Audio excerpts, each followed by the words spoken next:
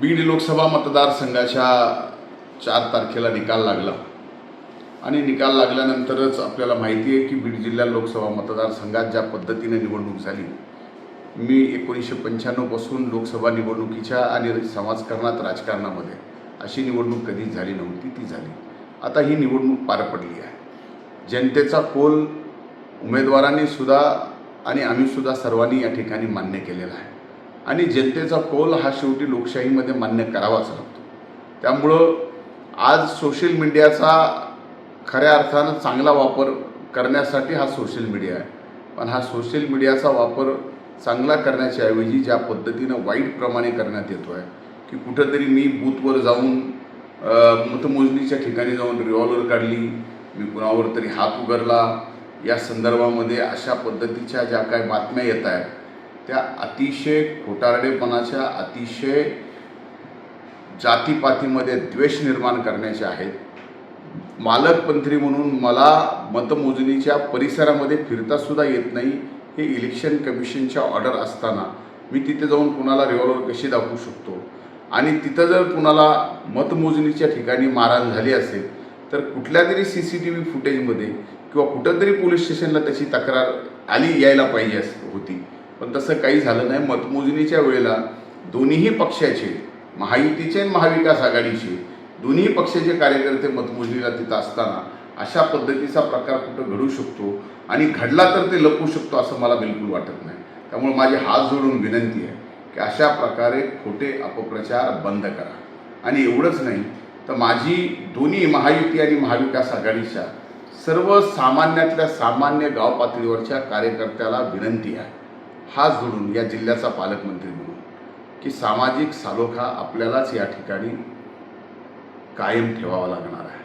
निवडणूक झाली, जय पराजय झाला, महाविकास आघाडीचा जय झाला, आमचा पराजय झाला, तो आम्ही स्वीकारला. त्यामध्ये आपण म्हणतो क्या हार में क्या जीत में भयभीत नहीं किंचित में, जीवन पथ पे जो भी मिला यही सही वही सही. पण या अशा पद्धतीनं आपण सामाजिक सलोखा पूर्णपणानं बिघडवणं, आमच्या महायुतीच्या उमेदवाराच्या बाबतीत, माझ्या बाबतीत अतिशय अश्लील प्रकारचे फेक व्हिडिओ तयार करून या ठिकाणी ज्या पद्धतीनं सामाजिक सलोखा बिघडवला जातो आहे, आमच्या बाबतीतही अतिशय आमची प्रतिमा एकदम वेगळी या ठिकाणी करण्याचा प्रयत्न केला जातो आहे. माझी हात जोडून विनंती आहे महाविकास आघाडीच्याही आणि महायुतीच्याही सर्व कार्यकर्त्यांना की सामाजिक सलोखा जपणं ही आपल्या पुरोगामी महाराष्ट्राची गरज आहे. म्हणून छत्रपती शिवाजी महाराजांनी ज्यांना आपण दैवत मानतो, जे आपलं दैवत आहे, त्यांनी रयतेचं राज्य उभं करत असताना जो गावगाडा या त्या ठिकाणी बांधून दिलेला आहे 18 पगड जाती धर्माचा, जो आजपर्यंत तो 18 पगड जाती धर्माचा गावगाडा हा अतिशय गुणागोविंदाने प्रत्येकाच्या सुखादुःखात चालत आला, आज मात्र ते बीड जिल्ह्यात कुठंतरी वितुष्ट निर्माण करण्याचा प्रयत्न केला जातो आहे. जातपात ही आचारसंहिता लागली, मतदान झालं, खरं तर विकासाच्या मुद्द्यावर ही निवडणूक होणं आवश्यक होतं, तसं झालं नाही. ठीक आहे, जे कौल आहे ते आम्ही मान्य केलं आहे. आम्ही विनम्रपणे आणि अतिशय मोकळ्या मनाने हा पराजय मान्य केला आहे. हा विनम्रपणे मोकळ्या मनाने पराजय मान्य केल्यानंतर सुद्धा या बाबतीतल्या अशा पद्धतीच्या टीकाटिप्पणी करून सामाजिक सलोखा बिघडवणं हे दोन्हीही पक्षाच्या, दोन्हीही आघाडी आणि युतीच्या कुठल्याच कार्यकर्त्यांना शोभणारं नाही. तरी मी माझी खास करून महायुतीच्या माझ्या हात जोडून सहकाऱ्यांना विनंती आहे की आम्हाला दबंग, आम्ही कुणाला तरी मारलं, आम्ही कुणाला तरी रिव्हॉल्वर दाखवली, आम्ही असं काही केलं, अशा पद्धतीचे जे काही आपण व्हिडिओ टाकताय ते कृपा करून आमची प्रतिमा पूर्णपणानं खराब करणारी आहे. म्हणजे आपणच आपली प्रतिमा खराब करतो आहे हे पण लक्षात घ्या. आज पंकजाताईचा पराभव हा प्रत्येकाच्या मनाला अतिशय जिव्हारी लागला आहे. आपल्या जेवढा लागला आहे त्याच्यापेक्षा कदाचित काकणभर आगाव मलासुद्धा या ठिकाणी जिव्हारी तो लागलेला आहे. पण शेवटी लोकशाहीमध्ये लोकांचा जो काही मानस आहे तो आपण मान्य करायला पाहिजे. तो आपण मान्य केलेला आहे. आपला पराभव झाला, आपण मोठ्या मनानं मान्य केला आहे.